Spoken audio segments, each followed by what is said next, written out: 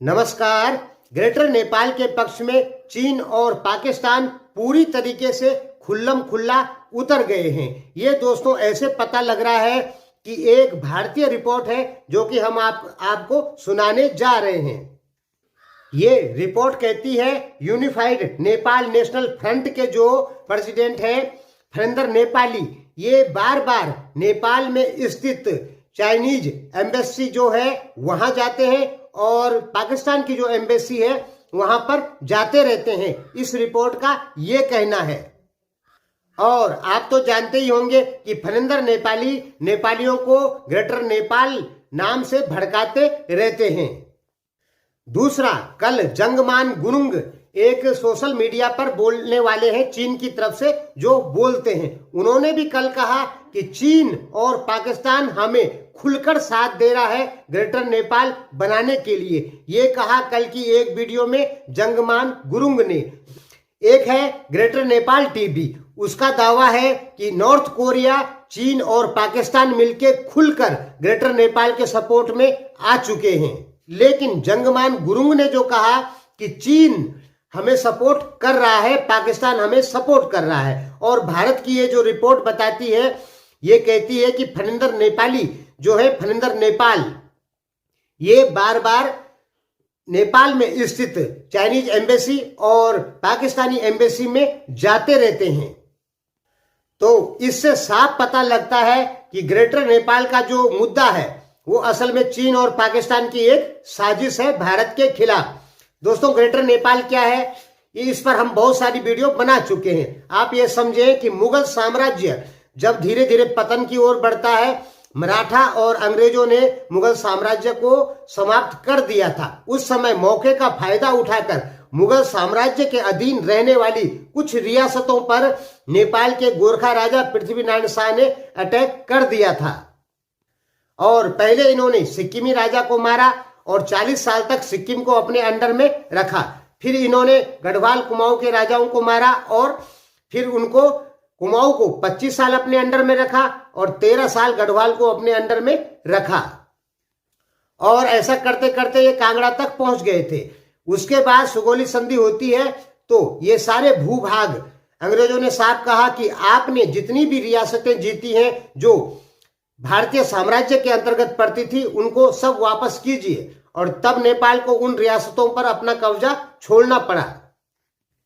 अब नेपाल के लोग कहते हैं कि हमने युद्ध में उन रियासतों को जीता था, इसलिए वो रियासतें हमारी हैं और हमको वापस चाहिए। इसको ग्रेटर नेपाल कहते हैं। लगभग 60,000 स्क्वायर किलोमीटर जमीन है ये। इस पर हम बहुत सारी वीडियो पहले ही बना चुके हैं। अब दोस्तों, सोचने वाली बात है, नेपाल कह रहा है ग्रेटर नेपाल बनाएंगे, पाकिस्तान कह रहा है ग्रेटर पाकिस्तान गजवाई हिंद करेंगे, भारत कह रहा है अखंड भारत बनाएंगे, बांग्लादेश कह रहा है ग्रेटर बांग्लादेश बनाएंगे, चाइना कह रहा है ग्रेटर चाइना बनाएंगे, इजराइल कह रहा है ग्रेटर इजराइल बनाएंगे और रूस तो अब दोबारा सोवियत संघ बनाने के लिए आगे बढ़ गया है। यानी हर देश दूसरे देश की भूमि को अपना बता रहा है इस समय। यानी भारत, पाकिस्तान, बांग्लादेश, नेपाल, चाइना, रूस, सबका दूसरे देशों की भूमि पर दावा है। अब सोचने वाली बात है, एशिया से यदि अमेरिका हट गया तो क्या होगा?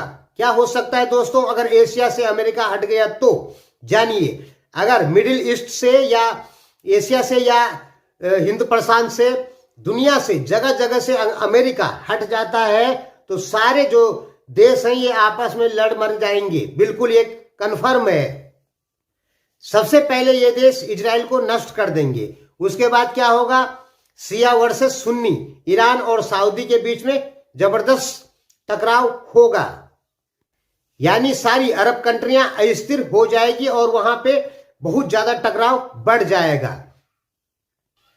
अमेरिका भले ही दुनिया का सबसे बड़ा गुंडा क्यों ना हो, लेकिन एक चीज कंफर्म है कि जब तक अमेरिका एशिया या इंडो पैसिफिक या दुनिया में मौजूद है तब तक झगड़े कम ही होंगे।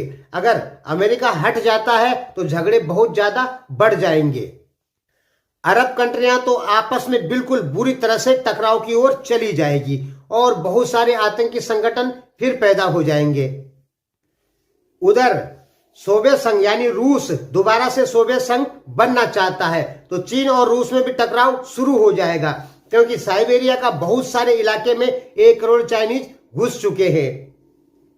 यानी सीधा और साफ है, अमेरिका के एशिया से, इंडो पैसिफिक से हटने के बाद यहां पे बहुत बड़ा टकराव होने वाला है, और वही स्थिति आ जाएगी जो सेकेंड वर्ल्ड वॉर से पहले थी। कोई भी देश किसी पे अटैक कर लेता था, कोई मानवाधिकार नहीं होते थे, क्योंकि उस समय एक दलीय शासन प्रणाली ज्यादा होती थी, इसलिए कोई भी देश किसी पे अटैक कर लेता था और उसकी जमीन छीन लेता था।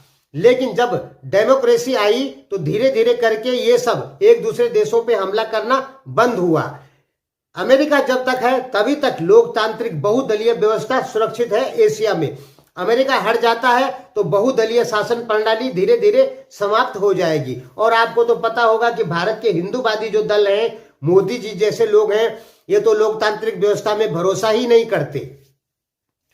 मैं हिंदू होने के कारण लोकतांत्रिक व्यवस्था का विरोधी हूं, लेकिन लोकतांत्रिक व्यवस्था है तो मारकाट दुनिया में कम मचेगी। एक दलीय शासन प्रणाली आएगी तो मारकाट बहुत ज्यादा चालू हो जाएगी, और वही स्थिति होगी जो पहले थी। अमेरिका के हटने के बाद एशिया में भारत और रूस का गठबंधन बन जाएगा, जैसे कि पहले बना हुआ था। भारत और रूस का गठबंधन चीन और अमेरिका के खिलाफ बहुत सालों तक रहा है, लेकिन अभी बीच में थोड़ा सा कमजोर हुआ है। अमेरिका यदि हटता है तो रूस और भारत का गठबंधन फिर चाइना के खिलाफ तैयार हो जाएगा।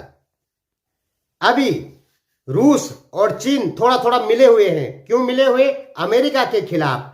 लेकिन रूस का साफ क्लियर हो गया है कि वो दोबारा सोवियत संघ बनाने की बात कर रहा है, यानी 2 करोड़ 40 लाख स्क्वायर किलोमीटर पर दोबारा कब्जा करना।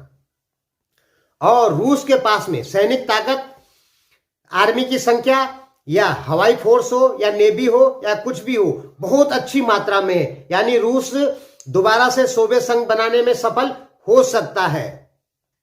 और सोवियत संघ दोबारा से बनता है तो चीन के लिए सबसे बड़ा सरदर्द हो जाएगा, यानी चीन के लिए बहुत बड़ी मुसीबत आ जाएगी। तो कुल मिला जुला के समझे कि अमेरिका यदि एशिया से हटता है तो यहां पे बहुत ज्यादा टकराव चालू हो जाएगा। तो ये जो अखंड Bharat, greater Nepal, greater Pakistan, greater Bangladesh, greater Israel, Soviet संघ, ग्रेटर चाइना जो भी बनाने के लिए सोच रहा है, ये केवल और केवल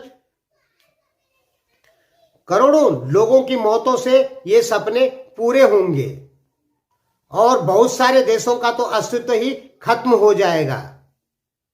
इसलिए सबसे अच्छा है जितने में जो है उतने में ही रहे और उसी जगह का विकास करे। सब देश दूसरे की भूमि पर दावा करके और अपने को ग्रेटर बनाने का सोचेंगे तो केवल और केवल एक ही चीज मिलेगी, क्या? मनुष्य जीवन का अंत। इसके अलावा और कुछ नहीं होने वाला। धन्यवाद।